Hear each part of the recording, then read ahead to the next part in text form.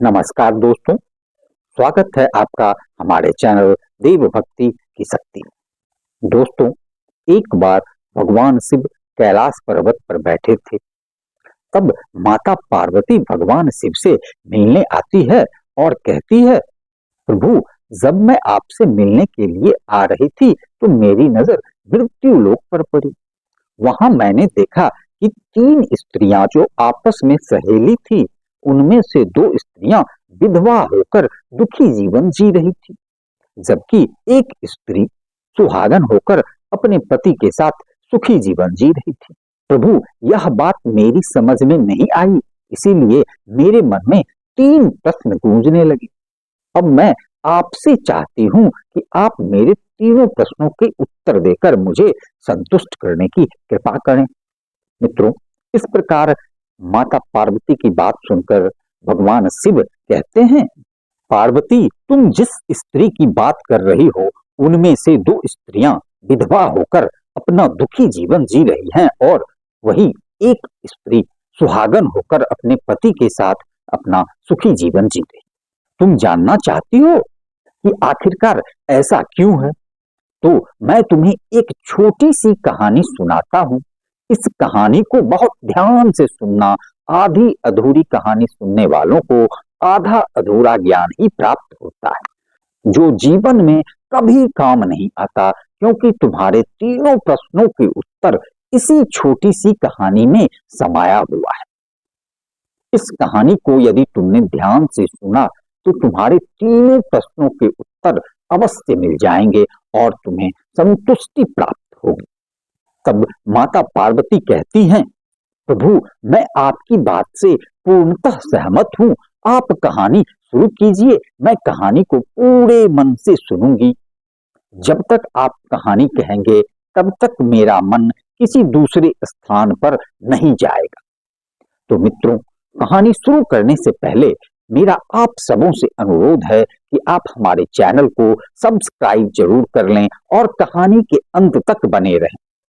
भगवान शिव कहते हैं, पार्वती, सबसे पहले मैं तुम्हें उस स्त्री की कहानी सुनाता हूँ जो सुहागन बनकर सुखी जीवन जी रही है। देखो, जिस सुहागन स्त्री की तुम बात कर रही हो, वो सुहागन स्त्री एक राजा के नौकर की पत्नी है और उस नौकर को अपनी पत्नी पर पूर्ण विश्वास और भरोसा है कि वह पतिव्रता है, जिसकी महिमा वो अपने साथियों में बार बार करता रहता है। अब देखो, एक दिन की बात है, उस राजा के नौकर ने अपनी पत्नी की इतनी प्रशंसा की कि बात धीरे धीरे फैलते हुए राजा के दरबार तक पहुंच गई। फिर तो राजा ने अपने नौकर को बुलाया और उस नौकर से कहा कि तुम हर किसी से कहते हो कि तुम्हारी पत्नी पतिव्रता है, क्या वास्तव में आपकी पत्नी पतिव्रता है? आपको पूर्ण विश्वास है? हे पार्वती, इस प्रकार राजा की बात सुनकर नौकर कहने लगा, महाराज, मुझे पूरा विश्वास है कि मेरी पत्नी पूरी तरह पतिव्रता है। तब उसी समय राजा का महामंत्री कहने लगता है, यदि मैं तेरी पत्नी का पतिव्रता धर्म खंडित कर दूं तो तुझे क्या सजा मिलनी चाहिए? फिर नौकर ने कहा, यदि तुम मेरी पत्नी का पतिव्रता धर्म खंडित कर देते हो, महाराज, मुझे फांसी लगा देना। अब उधर वह राजा का नौकर भी मंत्री से कहता है, यदि महाराज यह मेरी पत्नी का पतिव्रता धर्म खंडित नहीं कर पाया तो इनको क्या सजा मिलनी चाहिए? तो राजा ने कहा, मंत्री को भी फांसी की सजा दी जाएगी। भगवान शिव कहते हैं, पार्वती, इस प्रकार मंत्री ने स्वीकार कर लिया और नौकर से पूछा कि क्या वस्तु लाऊं जिससे तू मानेगा कि मैं तेरी पत्नी का धर्म खंडित करने में सफल हुआ। तो नौकर ने कहा, मंत्री, यदि तुम मेरे घर से जाकर मेरे विवाह के समय पर मुझे एक पटका मिला था और एक कटार मिली थी जो दूल्हे को देते हैं, वो मेरी पत्नी ने बहुत संभाल कर रखी है और उसके सुहाग की निशानी है। यदि तू पटका और कटार लाकर मुझे दिखा दे तो मैं मान जाऊंगा कि मेरी पत्नी का धर्म तुमने पूरी तरह नष्ट कर दिया। अब भगवान शिव कहते हैं, पार्वती, शर्त स्वीकार हो जाने के बाद वह मंत्री शहर जाता है और एक दूती से जाकर मिलता है। वो दूती हमेशा एक दूसरे से भिड़ाने का काम करती थी और जो कोई काम नहीं करता था वो काम करने में पूर्णतः सक्षम थी। फिर इस प्रकार उस मंत्री ने उस दूती को अपने स्वार्थ के लिए बुलाया और दूती से कहा कि देखो, इस नाम का एक व्यक्ति है, उससे मेरी शर्त लगी है। और फिर उसने उस शर्त के बारे में उस दूती को सारा कुछ बता दिया और फिर उस दूती से कहता है कि तू कैसे भी करके उस स्त्री से मेरा संपर्क करवा दे, तुझे जितना धन चाहिए मैं उतना धन दूंगा। भगवान शिव कहते हैं, पार्वती इस प्रकार मंत्री की बात सुन करके दूती कहने लगी, भाई तू उस औरत के बारे में बात मत कर, वो औरत पूरी तरह से पतिव्रता है, तेरी ओर थूकेगी भी नहीं, तेरी शक्ल भी नहीं देखेगी और उसके परिवार के सभी लोग खूंखार हैं, तेरी खाल उतार लेंगे। तो मंत्री कहने लगा, ठीक है, यदि तू मेरा उससे संपर्क नहीं करवा सकती है तो एक काम कर दे, उसके घर से जाकर पटका और कटार चुरा कर ला दी और उसकी पत्नी के गुप्तांग के पास में यदि कोई चिन्ह हो तो वो चिन्ह भी मुझे देखकर बता दे, फिर मैं तुझे मुंह मांगा इनाम दूंगा। भगवान शिव कहते हैं, पार्वती यह बात दूती की समझ में आ गई। उसने कहा, ठीक है, मैं तुम्हारा काम अवश्य करूंगी। नौकर शहर में रहता था और दूती नौकर के घर जाती है, उसकी पत्नी से जाकर बोलती है, बेटी मैं तेरे पति की बुआ हूं, मैं कई वर्षों के बाद आई हूं। उस स्त्री ने कहा, आओ बुआ जी, मैंने आपको पहले कभी नहीं देखा, इसीलिए पहचान नहीं पाई। और इस प्रकार उस दूती को उस नौकर की पतिव्रता स्त्री ने बड़ा सम्मान दिया, मगर उसे क्या मालूम था कि वह उसके साथ छल करने आई। अब भगवान शिव कहते हैं, पार्वती इस प्रकार वो दूती उस पतिव्रता स्त्री के साथ 2 दिन तक रुकी। जिस समय वो स्त्री स्नान करने लगी तो दूती उठकर उस पतिव्रता स्त्री की कमर मलने लगी। उस पतिव्रता स्त्री ने बहुत मना किया, फिर वो दूती नहीं मानी और कहने लगी, मुझे तो तुम बेटी से भी प्यारी लगती हो, तुम मना मत करो, मेरी तुम्हारी पहली बार मुलाकात हुई है।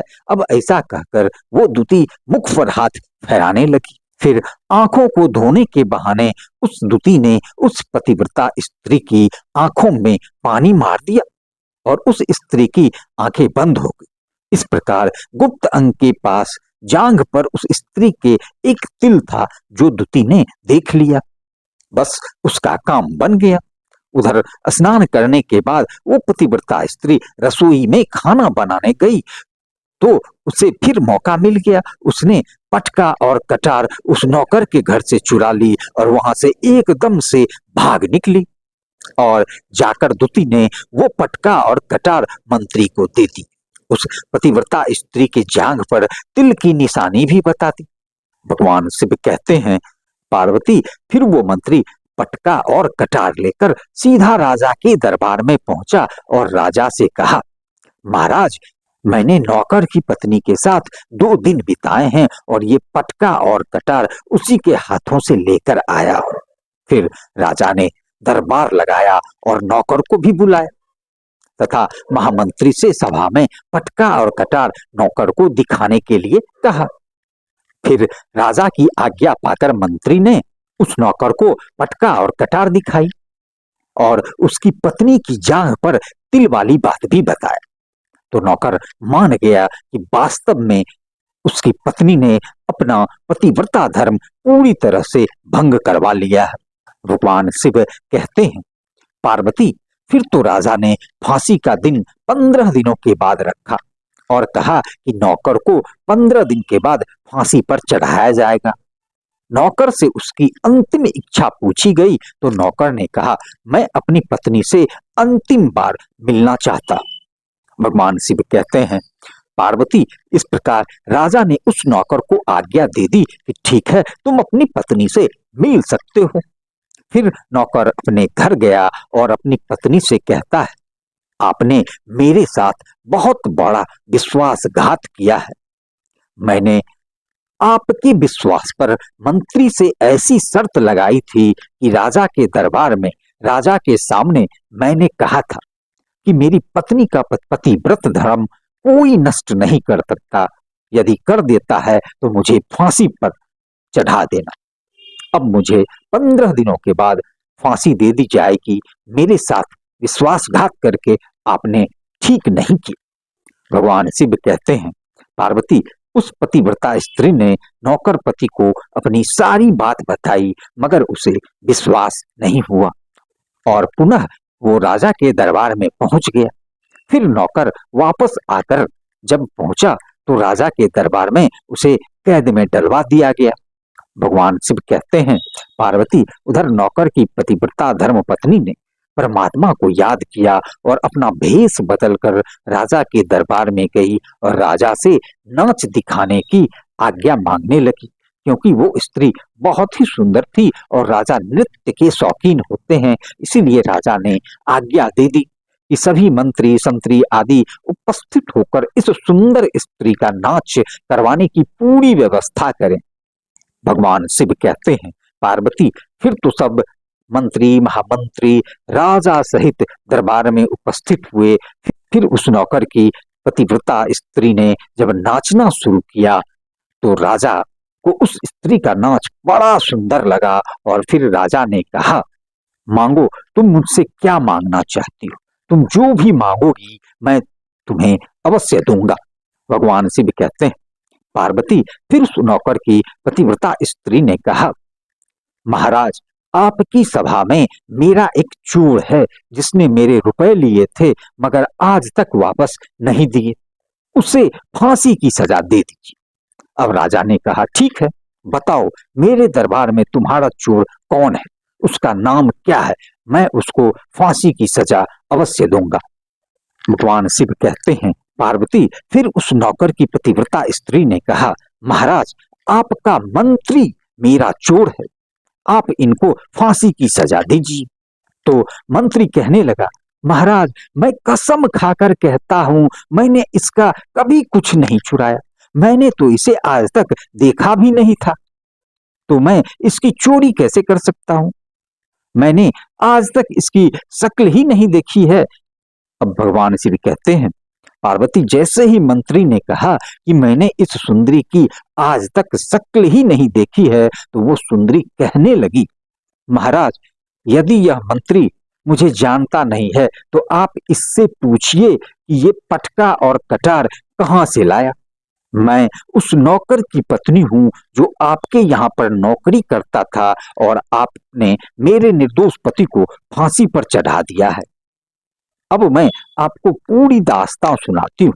यह जो आपका मंत्री है, इसने मेरे पास अपनी एक दूती भेजा जिसने मेरी जांघ के तिल का पता लगाया और उसी ने ये पटका और कटार चुराकर इसको लाकर दे दी है।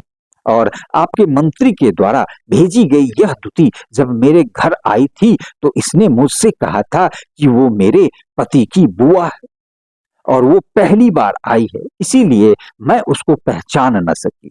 और महाराज, इस प्रकार मैंने उस स्त्री को अपने यहाँ पर बहुत सम्मान दिया, अपने यहाँ पर ठहरने की व्यवस्था की। भगवान शिव कहते हैं, पार्वती, इस प्रकार उस नौकर की पतिव्रता स्त्री की बात को सुनकर राजा ने दूती को बुलाया। फिर उस दूती ने राजा को सारी सच्चाई बता दी, जिससे राजा ने उस नौकर को फांसी से बरी कर दिया और मंत्री को फांसी पर चढ़ा दिया। भगवान शिव कहते हैं, पार्वती, इस प्रकार उस नौकर की पतिव्रता स्त्री ने अंत में राजा से कहा, महाराज, मैं अपने पति से बहुत प्यार करती हूँ, मैं एक चरित्रवान स्त्री हूँ और कभी भी अपने पति का नाम अपने मुख से नहीं लेती। अब भगवान शिव कहते हैं, हे पार्वती, मेरी कहानी पूरी होती है, अब तुम अपने तीनों प्रश्नों के उत्तर क्रमवार सुनो। तुम्हारा पहला प्रश्न था, कौन सी स्त्री समय से पहले विधवा हो जाती है? जो स्त्रियां अपने पति का नाम लेती हैं वो समय से पहले विधवा हो जाती हैं, क्योंकि पति का नाम लेने से पति की उम्र कम हो जाती है और समय से पहले ही उसकी मृत्यु हो सकती है। ऐसी स्त्रियां जो अपने पति का नाम लेती है वो समय से पहले ही विधवा होकर एक दुखी जीवन जीती है। बस यही राज की बात है। तुम जिन 3 सहेलियों की बात कर रही हो उनमें से 2 विधवा थी और एक ये नौकर की पत्नी थी जो पतिव्रता स्त्री थी। यह पतिव्रता कभी भी अपने पति का नाम मुंह से नहीं लेती है। उधर वो 2 जो स्त्रियां विधवा होकर दुखी जीवन जी रही हैं वो हमेशा अपने पति का नाम लेकर ही बुलाती थी, जिसकी वजह से उसकी पति की उम्र कम होती गई और फिर वो दोनों स्त्रियां समय से पहले ही विधवा हो गई। आज वो दुखी जीवन जी रही है। इसीलिए कभी भी स्त्री को अपने पति का नाम अपने मुख से नहीं लेना चाहिए। अब तुम्हारा दूसरा प्रश्न था कि कौन सी स्त्री को जीवन में कभी सुख नहीं मिलता। तो समझ लो, जो स्त्री अपने पति के बिना अनुमति के किसी तीर्थ स्थान या उत्सव में जाती है उनके जीवन में कभी सुख नहीं आता। ऐसी स्त्रियां जीवन भर दुखी ही रहती हैं और उन्हें अपने पति का कभी प्रेम भी नहीं मिलता। अब भगवान शिव कहते हैं, पार्वती तुम्हारा तीसरा प्रश्न था कि ऐसी कौन सी चीज है जो एक पत्नी अपने पति को मांगने से भी न दे। तो समझ लो वो चीज गाली है। एक चरित्रवान स्त्री कभी अपने पति को गाली नहीं दे सकती और जो स्त्री गाली देती है वो स्त्री कभी चरित्रवान नहीं हो सकती। और ऐसी स्त्री जीवन भर रोती है, उसके जीवन में कभी सुख की घड़ी नहीं आती है और समय से पहले ही ऐसी स्त्री विधवा हो जाती है। इस प्रकार कहानी सुनने के बाद माता पार्वती पूरी तरह से अपने तीनों प्रश्नों के उत्तर से संतुष्ट होकर कहती, प्रभु वास्तव में जो स्त्री चरित्रवान होती हैं वो कभी दुखी नहीं होती, क्योंकि ऐसे घर में लक्ष्मी का वास सदैव होता है और वो घर धन धान्य से हमेशा परिपूर्ण बना रहता है। ऐसी स्त्रियां अपने घर को स्वर्ग बना देती हैं। तो मित्रों, यदि आपको यह कहानी पसंद आई तो प्लीज हमारे चैनल को सब्सक्राइब अवश्य करें। धन्यवाद।